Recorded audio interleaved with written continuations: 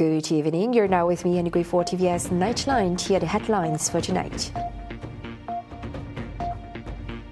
The late Puan Sri Dato' Amar Jumaani Tuanku Bujang, wife of Sarawak Premier Dato' Patinggi Tan Sri Abang Johari Tun Openg, was laid to rest this afternoon at Semarang Islamic Cemetery after a funeral prayer at Masjid Jamek Negeri.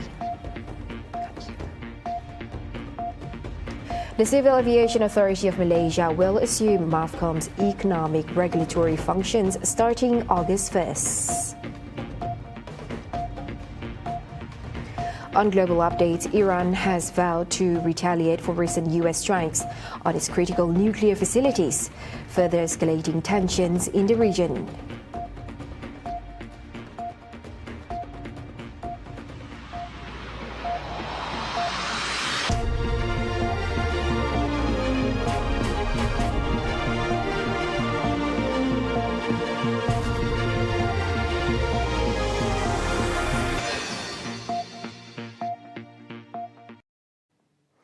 The late Puan Sri Dato' Amar Jumaani Tuanku Bujang, wife of Sarawak Premier Dato' Patinggi Tan Sri Abang Johari Tun Openg, has been laid to rest this afternoon, surrounded by family members, friends and mourners. Earlier, the funeral prayer was performed at Masjid Jamek Negeri, led by Sarawak Grand Imam Dato' Mustafa Kamal Ahmad Fauzi. The hearse bearing her remains arrived at the Semarang Islamic Cemetery at 1:52 p.m, marking the final leg of her journey from Masjid Jamek Kuching.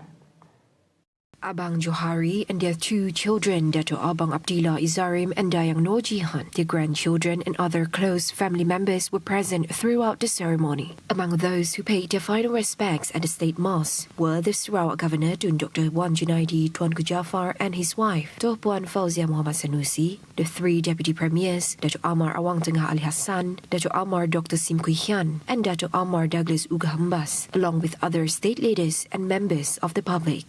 The late Jumaani, 76, breathed her last at a private medical center at 3:34 a.m. today. She was the daughter of Sarawak's second young Diperi Tuan Negeri Tun Tuanku Bujang Tuanku Othman. She is fondly remembered as a dedicated, humble figure who made significant contributions to charitable organizations and community work in Sarawak. Prime Minister Dato' Sri Anwar Ibrahim has extended his condolences to the Premier of Sarawak, Dato' Patinggi Tan Sri Abang Johari Tun Openg, on the passing of his wife, Puan Sri Jumaani Tuanku Bujang, earlier this morning. In a Facebook post, Anwar shared that both he and his wife, Dato' Sri Dr. Wan Aziza Wan Ismail, were deeply saddened by the loss.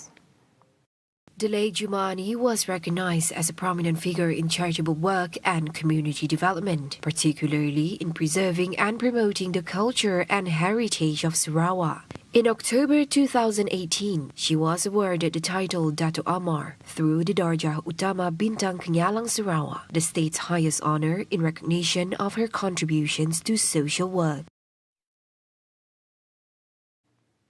Behind every great leader is a resilient woman whose unwavering support drives their success. This epitomizes the boundless love and sacrifices that the late Puan Sri Dato' Amar Jumaani Tun Tuanku Bujang embodied, as remembered by Sarawak's Deputy Premier Dato' Amar Douglas Uga Hambas. In his tribute, Uga recalled how the late Jumaani's steadfast encouragement never faltered, and her presence was a cornerstone of strength, fortifying the leadership and solid reputation of the state's administration under Abang Johari's guidance. The loss of the wanita tokoh kita ini bukan hanya kehilangan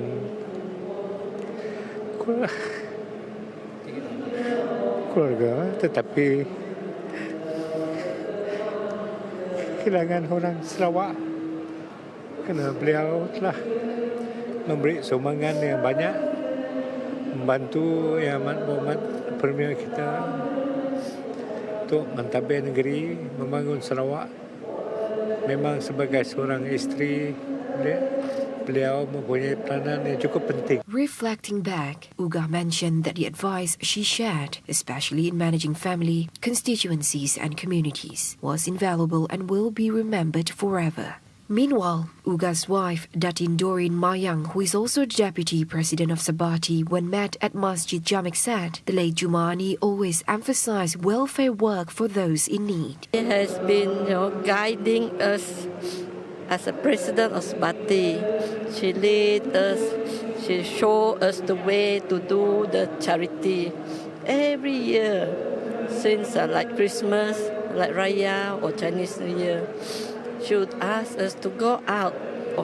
And most of all, she will never miss the hospital. The hospital is really in her heart. She would, whatever problem the hospital have to ask her, she would definitely, try to help the hospital.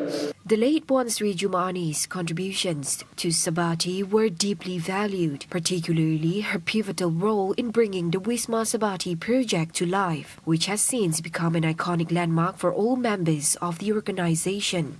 She was also highly respected for her unwavering passion in promoting Sarawak's traditional crafts, especially the Keringkam and Songket of Sarawak.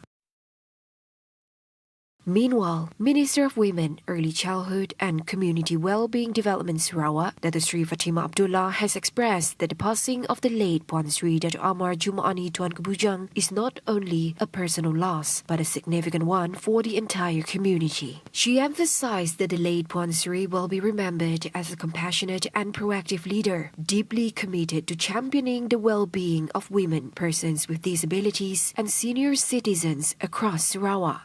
Sentiasa memberi sokongan dan sentiasa memberi sokongan.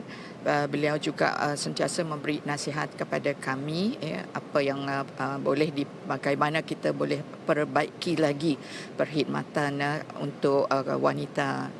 Dan kumpulan yang paling saya lihat juga yang sangat dekat di hati Allah Yarhamah ialah kumpulan individu istimewa ataupun OKU.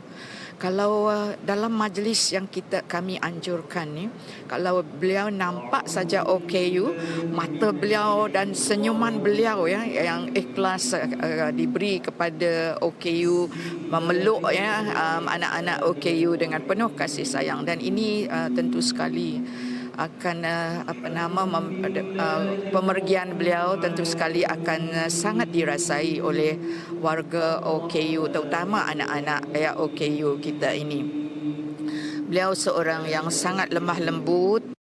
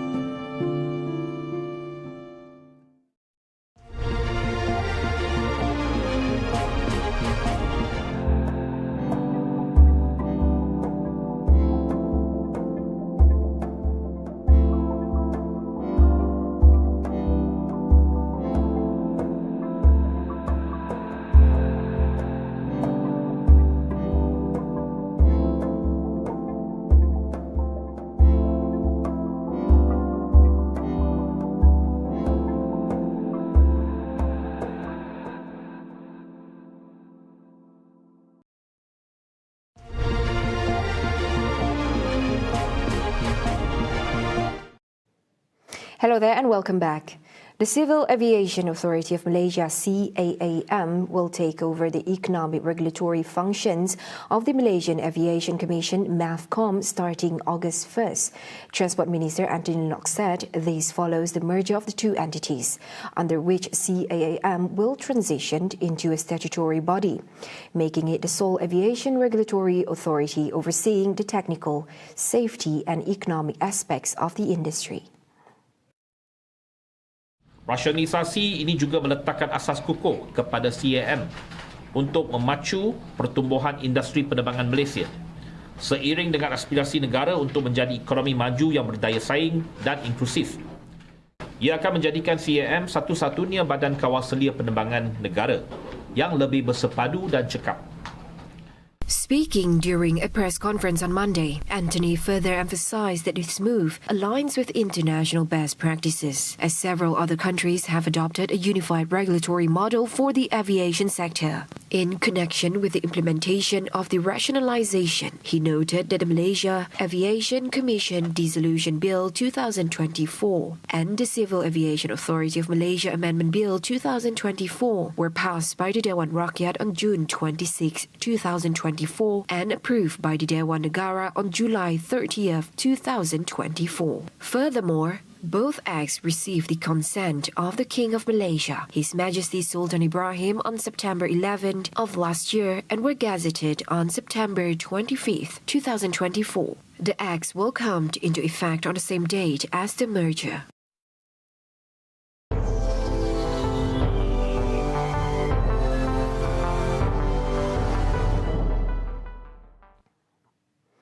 Loud explosions shook Tehran on Monday as Israel targeted regime sites in the city, further escalating tensions after U.S. airstrikes on Iran's nuclear facilities the day before. In return, Iran retaliated with missile strikes on Israel and vowed further action against the U.S., marking the 11th day of the conflict.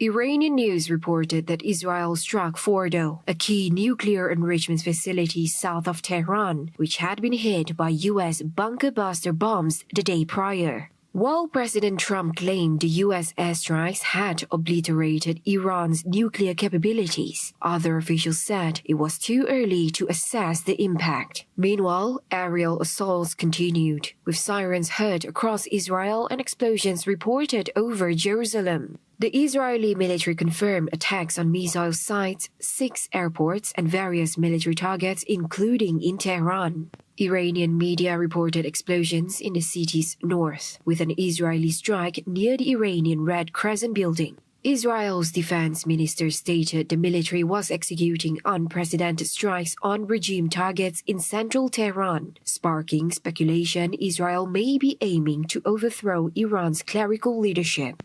Iranian media claim Israeli strikes had damaged the power grid in Tehran, causing outages. In Israel, power disruptions were reported near a strategic southern facility, with bomb shelters activated in Tel Aviv as sirens sounded. While the extent of the damage in Israel was restricted by military censorship, strikes have left over 400 dead in Iran, with 24 fatalities reported in Israel.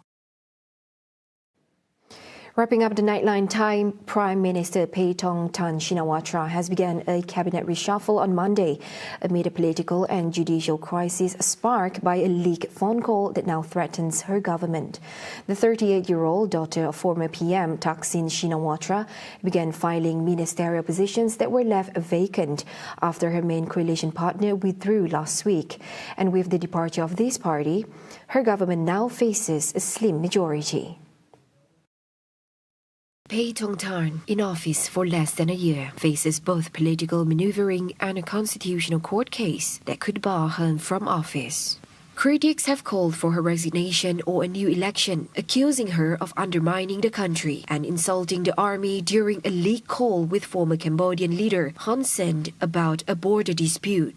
Despite the crisis, other coalition parties have pledged support, with all 10 remaining members staying united. A final cabinet lineup is expected by Friday, with key changes anticipated in the Defense Ministry due to ongoing border tensions. With the conservative Boom Jai Thai party's exit, Paetongtarn's government has a fragile majority in parliament. In addition to the parliamentary crisis, a petition before the Constitutional Court challenges her conduct during the call with Hun Sen. Thailand's political landscape remains unstable, shaped by a long-standing conflict between the military, pro-royalist forces and Thaksin-linked parties. Thaksin, despite his popularity in rural areas, remains deeply distrusted by the country's elite. Those were the updates on TVS Nightline. I'm Henry Gui. Thank you for watching. Have a good night.